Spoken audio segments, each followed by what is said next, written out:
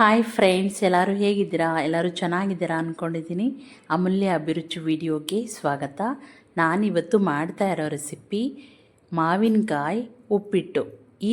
ಈ ಥರ ಉಪ್ಪಿಟ್ಟು ಮಾಡ್ಕೊಂಡು ತಿಂದರೆ ನೀವು ಲೈಫಲ್ಲೇ ಮರೆಯಲ್ಲ, ಅಷ್ಟು ಚೆನ್ನಾಗಿರುತ್ತೆ. ಟೇಸ್ಟು ತುಂಬ ಅದ್ಭುತ ರುಚಿಯಾಗಿ ಬರುತ್ತೆ. ಇದೇ ಥರ ನೀವು ಒಂದು ಸಲ ಟ್ರೈ ಮಾಡಿ ಫ್ರೆಂಡ್ಸ್, ಎಲ್ಲರೂ ಇಷ್ಟಪಟ್ಟು ತಿಂತೀರಾ. ಮೊದಲಿಗೆ ಹೇಗೆ ಮಾಡೋದು ಬನ್ನಿ ಫ್ರೆಂಡ್ಸ್ ನೋಡೋಣ. ನಾನಿಲ್ಲಿ ಫಸ್ಟಿಗೆ ಬನ್ಸಿ ರವೆ ತೊಗೊಂಡಿದ್ದೀನಿ. ಇದನ್ನು ಚೆನ್ನಾಗಿ ಹುರಿದು ಎತ್ತಿಟ್ಕೊಂಡಿದ್ದೀನಿ ಕೆಂಪುಗೆ. ಮತ್ತು ಒಂದು ಮಾವಿನಕಾಯಿನ ಸಿಪ್ಪೆ ತೆಗೆದು ಈ ಥರ ತುರಿದು ಎತ್ತಿಟ್ಕೊಂಡಿದ್ದೀನಿ. ಇವಾಗ ಒಂದು ಪಾತ್ರೆ ಇಟ್ಕೊಂಡಿದ್ದೀನಿ. ಆ ಪಾತ್ರೆಗೆ 1 ಕಪ್ಪಷ್ಟು ಎಣ್ಣೆನ ಹಾಕೋತಾ ಇದ್ದೀನಿ. ನಾನಿಲ್ಲಿ ಅರ್ಧ kg ಮಾಡೋದ್ರಿಂದ ಸ್ವಲ್ಪ ಜಾಸ್ತಿನೇ ಹಾಕೋತಾ ಇದ್ದೀನಿ ಎಣ್ಣೆ. ಮತ್ತು ಇಲ್ಲಿ 4 ಸ್ಪೂನಷ್ಟು ಕಡಲೆಬೇಳೆನ ಹಾಕೋತಾ ಇದ್ದೀನಿ. 1 ಸ್ಪೂನಷ್ಟು ಸಾಸಿವೆ ಹಾಕ್ಕೊಂಡು ಇದನ್ನು ಚೆನ್ನಾಗಿ ಕೆಂಪುಗೆ ಫ್ರೈ ಮಾಡ್ಕೋಬೇಕು. ಇವಾಗ ಈರುಳ್ಳಿ 4 ಸಣ್ಣಕ್ಕೆ ಕಟ್ ಮಾಡ್ಕೊಂಡಿದ್ದೀನಿ. ಸ್ವಲ್ಪ ಕರಿಬೇವು, ಒಂದು 5 ಹಸಿರು ಮೆಣಸಿಕಾಯಿನ ಕಟ್ ಮಾಡಿ ಸೇರಿಸ್ಕೊತಾ ಇದ್ದೀನಿ ಒಟ್ಟಿಗೆ. ಇದನ್ನು ಹಾಕ್ಕೊಂಡು ಸ್ವಲ್ಪ ಚೆನ್ನಾಗಿ ಫ್ರೈ ಮಾಡಬೇಕು. ಈರುಳ್ಳಿ ಎಷ್ಟು ಚೆನ್ನಾಗಿ ಫ್ರೈ ಮಾಡ್ತೀವೋ ಅಷ್ಟು ಚೆನ್ನಾಗೇ ಉಪ್ಪಿಟ್ಟು ಬರುತ್ತೆ. ನಾವು ಈರುಳ್ಳಿ ಜಾಸ್ತಿ ಕೆಂಪಗೆ ಮಾಡಬಾರ್ದು, ಸ್ವಲ್ಪ ಹಸಿ ಇರೋ ಥರನೇ ಬೇಯಿಸ್ಕೋಬೇಕು. ಮತ್ತು 1 ಟೊಮೆಟೊ ಸಣ್ಣಕ್ಕೆ ಕಟ್ ಮಾಡಿ ಹಾಕ್ಕೊಂಡಿದ್ದೀನಿ. ಈ ಟೈಮಲ್ಲೇ ರುಚಿಗೆ ತಕ್ಕಷ್ಟು ಉಪ್ಪನ್ನು ಹಾಕ್ಕೊಳ್ಳೋಣ. ಉಪ್ಪು ನೋಡಿ ಹಾಕ್ಕೊಳ್ಳಿ.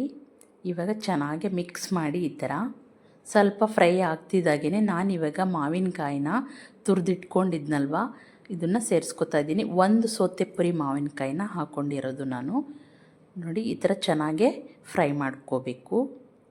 ಇದು ಫ್ರೈ ಆಗಿದ ಮೇಲೆ ನಾನಿಲ್ಲಿ 1 ಕಪ್ಪಷ್ಟು ಕೊತ್ತಂಬರಿ ಸೊಪ್ಪನ್ನು ಕಟ್ ಮಾಡಿ ಹಾಕೋತಾ ಇದ್ದೀನಿ.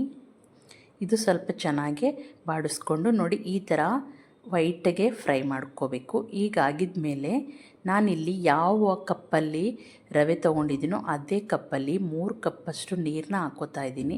ನಾನು ಹಾಕ್ತಿರೋದು 1 ಕಪ್ಪಷ್ಟು ರವೆ, ಅದಕ್ಕೆ 2 ಕಪ್ಪಷ್ಟು ನೀರು ಎಕ್ಸ್ಟ್ರಾ ಹಾಕೋತಾ ಇದ್ದೀನಿ. ಏಕೆಂದರೆ ಇದು ಬನ್ಸಿ ರವೆ ನೋಡಿ, ಹಾಗಾಗಿ ನೀರು 1 ಕಪ್ ಎಕ್ಸ್ಟ್ರಾ ನೀರು ಬೇಕಾಗುತ್ತೆ. ಇದನ್ನು ನೋಡಿ ಈ ಥರ ರವೆನ ಸೇರಿಸ್ಕೊತಾ ಇದ್ದೀನಿ. ಇದು ಕರೆಕ್ಟಾಗಿ ಅರ್ಧ kg ಇದೆ. ನಾನು ಅರ್ಧ kgಗೆ ಉಪ್ಪಿಟ್ಟನ್ನ ಮಾಡ್ತಾ ಇರೋದು. ನೋಡಿ ಈ ಥರ ಚೆನ್ನಾಗಿ ತಿರುಗಿಸ್ಕೋಬೇಕು. ರವೆ ಹಾಕಿದ್ಮೇಲೆ ನಾವು ಚೆನ್ನಾಗಿ ಫ್ರೈ ಮಾಡಿರೋದ್ರಿಂದ ರವೆ ಏನು ಗಂಟಾಗಲ್ಲ, ನೀಟಾಗಿ ಬೇಯ್ಕೊಂಡು ಬರುತ್ತೆ. ನೋಡಿ ಈ ಥರ ಚೆನ್ನಾಗಿ ಮಿಕ್ಸ್ ಮಾಡಿಕೊಂಡು ಈ ಟೈಮಲ್ಲಿ ಸ್ವಲ್ಪ ಮೇಲಿಂದ ನಾನಿಲ್ಲಿ ಒಂದು 5-6 ಸ್ಪೂನಷ್ಟು ತುಪ್ಪನ ಹಾಕೋತಾ ಇದ್ದೀನಿ. ಇದಕ್ಕೆ ಎಷ್ಟು ತುಪ್ಪ ಹಾಕಿದ್ರೂ ತುಂಬ ಚೆನ್ನಾಗಿ ಬರುತ್ತೆ. ಆದಷ್ಟು ತುಪ್ಪನ ಹಾಕ್ಕೊಳ್ಳಿ, ತುಂಬ ಚೆನ್ನಾಗಿರುತ್ತೆ.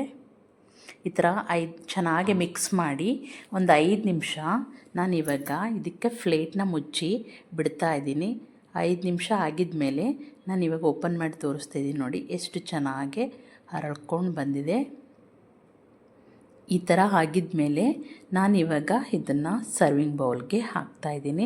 ಈ ಥರ ಮಾಡಿ ಟ್ರೈ ಮಾಡಿ ಫ್ರೆಂಡ್ಸ್, ಎಷ್ಟು ಚೆನ್ನಾಗಿರುತ್ತೆ ಅಂದರೆ ನೀವೇ ಹೇಳ್ತೀರ ತಿಂದಾಗಿದ ಮೇಲೆ ಎಷ್ಟು ಟೇಸ್ಟಿಯಾಗಿ ಬಂದಿದೆ ಅಂತ. ಈ ಥರ ಮಾವಿನಕಾಯಿ ಉಪ್ಪಿಟ್ಟು ಒಂದು ಸಲ ಟ್ರೈ ಮಾಡಿ, ತುಂಬ ರುಚಿಯಾಗಿ ಬರುತ್ತೆ, ತುಂಬ ಟೇಸ್ಟಿಯಾಗಿರುತ್ತೆ. ನೀವು ಈ ರುಚಿನ ಯಾವತ್ತೂ ಮರೆಯಲ್ಲ. ಉಪ್ಪಿಟ್ಟು ಯಾರು ತಿನ್ನಲ್ಲ ಅಂತಾರೆ ಅವರು ಮತ್ತೆ ಮತ್ತೆ ತಿನ್ನಬೇಕು ಅಂತ ಆಸೆ ಪಡ್ತಾರೆ, ಅಷ್ಟು ಚೆನ್ನಾಗಿ ಬರುತ್ತೆ ಇದು ಟೇಸ್ಟು. ನೀವು ಇದೇ ಥರ ಟ್ರೈ ಮಾಡಿ, ಒಂದು ಸಲ ತಿಂದು ನೋಡಿದ್ರೆ ನಿಮಗೆ ಗೊತ್ತಾಗುತ್ತೆ ಎಷ್ಟು ಚೆನ್ನಾಗಿ ಬಂದಿದೆ ಅಂತ. ಈ ವಿಡಿಯೋ ಇಷ್ಟ ಆದರೆ ತಪ್ಪದೇ ಒಂದು ಕಮೆಂಟ್ ಮಾಡಿ.